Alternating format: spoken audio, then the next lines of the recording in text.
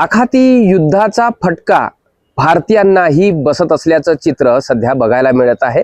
14 दिवस लोटूनही युद्ध थांबत नाही आणि आता गॅस सिलेंडरचा तुटवडा होत आहे। त्यामुळे गॅस सिलेंडर वेळेवर मिळत नसल्याने मोठ्या प्रमाणात अनेक ठिकाणी आता ज्या चुली बंद होत्या, एका काळामध्ये चुलीवर स्वयंपाक होत होता, आता पुन्हा एकदा तेच ट्रेडिशन महाराष्ट्रात सुद्धा बघायला मिळतात, भंडाऱ्यात सुद्धा बघायला मिळतात। आपण सध्या भंडाऱ्याच्या या सॉ मिलवर आहोत।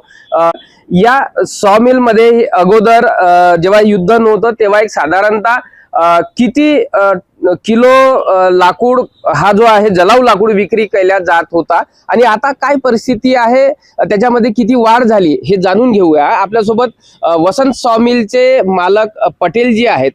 काय सांगाल पटेल जी, युद्धाच्या पूर्वीची काय परिस्थिती होती आणि आता काय परिस्थिती आहे? युद्धाच्या पूर्वी 100 किलो जात होता, आता 600 किलो पर्यंत पोहोचला। म्हणजे आता याच्यामध्ये काय काय विक्रीला जात आहे? लाकूड फाटाच आहे, इथे जडाऊ ओंडके पण दिसत आहेत, काय कशा पद्धतीची विक्री होत आहे? दोनही जातात, खोडके जातात। खोडके आता जास्त जाऊन राहिले, कारण का हाटल्यामध्ये सिलेंडर नाही भेटून राहिला, म्हणून जास्त जातात। इथे भुसा पण दिसतोय, भुसाचाही वापर विक्रीसाठी होतोय का? ते पण नेतात का लोक? हा, ते नेतात घरी सगळे जाण्यासाठी।